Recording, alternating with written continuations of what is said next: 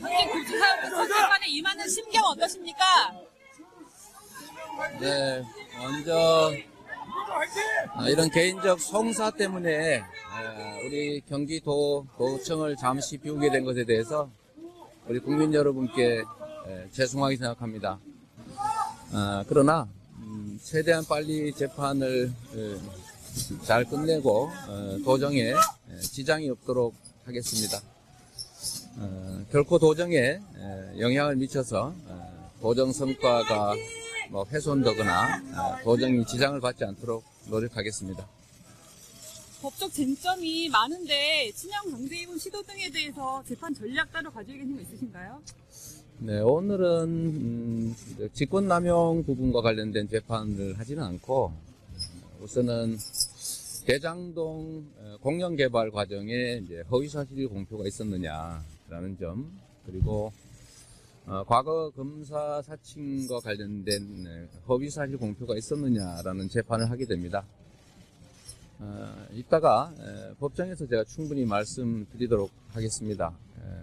저는 언제나 사필 규정을 믿고 또 대한민국의 사법부를 믿습니다. 제가 충실히 잘 설명하면 사실에 입각한 제대로 된 판결이 나올 것이라고 확신합니다. 대장동 사건은 공공개발을 하던 것을 이제 민간 개발업자들이 로비를 해서 개발 이익을 취득하려다가 제가 시장에 당선이 되면서 다시 공공개발로 바꿔서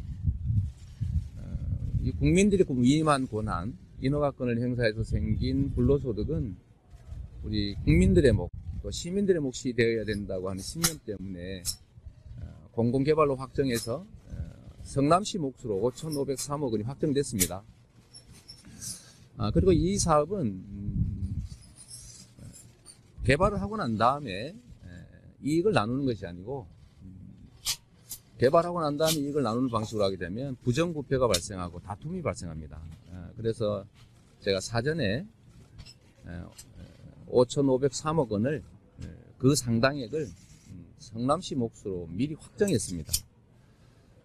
그래서 그 5,503억 원으로 첫째는 이 앞에 보이는 일공단 부지를 공원화하는 사업에 쓰도록 확정을 했고, 두 번째로는 사업지구 인근에 기반시설 확보에 쓰도록 했습니다. 그게 약 920억 원으로 추정됐습니다. 그리고 그것만 가지고도 안 되기 때문에 임대 아파트 부지 1,822억 원 상당을 사전에 확정했습니다. 이런 점들을 나중에 분쟁이 발생하면 안 되기 때문에 미리 주주협약서, 또 사업협약서, 또 이행각서 이런 것들로 확보를 하고 소송으로 다툴 경우도 대비해서 미리 부재소, 제소하지 않는다는 확약서까지 받아뒀습니다. 그리고 이런 내용들을 사업 인가 조건에 명백하게 표시를 했기 때문에 이건 결코 어길 수가 없게 되는 것이죠. 그리고 이 작년 6월 선거 당시에는 이 사업이 상당 정도 이미 진척이 됐고 이미 토지가 다 분양된 상태라 성공 확률 100%였습니다. 그리고 1,822억 원도 현금으로 받게 될 경우에는 최우선 배당 받게 돼 있었는데 당시 기준으로 약 4천억 가까운 이익이 계산되었기 때문에 이 5,503억 원 상당의 성남시 이익을 확보하는 것은 사실상 확정됐었다라는 겁니다. 그리고 이행을 안 할 수도 없습니다. 인가 조건으로 공법상 채권 채무를 확정해 두었고 또 민사적으로 약정을 부재소 특약까지 받아놨기 때문에 절대로 어길 수가 없게 만들어 뒀습니다. 그래서 성남시의 이익은 5,503억 원이 확보됐고 또 이것이 성공이 거의 90% 100% 이미 확정된 상태이기 때문에 민간으로부터 공공 영역으로 이익을 환수했다. 다시 민간이 이 이익을 갖지는 못한다. 이런 표현을 한 겁니다. 그리고 그 5,503억 원의 내역이 뭐냐. 그거는 공원 만드는데 2,761억, 그리고 기반 시설 만드는데 약 920억 정도가 용도가 확정돼서 현재 공사 중이다 라고 표현했습니다. 실제 그렇게 되어 있고요. 또 1,820억은 토지로 받을 수도 있지만 당시에는 현금으로 받기로 됐기 때문에 이제 이 현금은 올해부터 들어오게 된다. 그러니까 그때 시민 배당을 그때 가면 검토하겠다라는 얘기였기 때문에 저는 허위 사실을 발표한 게 전혀 없습니다. 오늘 쟁점 잠깐 그리고 또 하나 더 있는데요. 검사 사칭을 부인해서 허위 사실을 공표한 것 아니냐라는 얘기가 있는데 제가 그 사건 재판 이 법정에서 받았습니다. 그때 당시에 검사를 사칭했느냐, 저보고 했느냐고 물으니까 저는 한 일이 없고 당시에 PD가 했는데 그때 제 방에서 인터뷰 도중에 음성 메시지가 와서 갑자기 PD가 검사를 사칭하면서 전화했기 때문에 제가 검사 사칭을 도와준 것 아니냐는 의심을 받았고 결국은 그것 때문에 유죄 판결을 받긴 했습니다만은 당시에 제가 검사 이름을 알려준 거는 고발 담당 검사를 알려달라고 해서 알려준 것이고 시장에게 물어볼 내용은 취재 과정, 사전 취재 과정과 그날 인터뷰에서 잠깐 시간이 거의 없었습니다. 잠깐 뭘 물어볼까라고 해서 그런 거 얘기해 준 기억이 있는데 이거를 제가 전체적으로 검사 사칭을 하라고 사주를 해가지고 검사 사칭 마음을 먹고 질문 사항도 제가 다 알려줘서 검사 사칭 질문을 했다라고 고발됐습니다.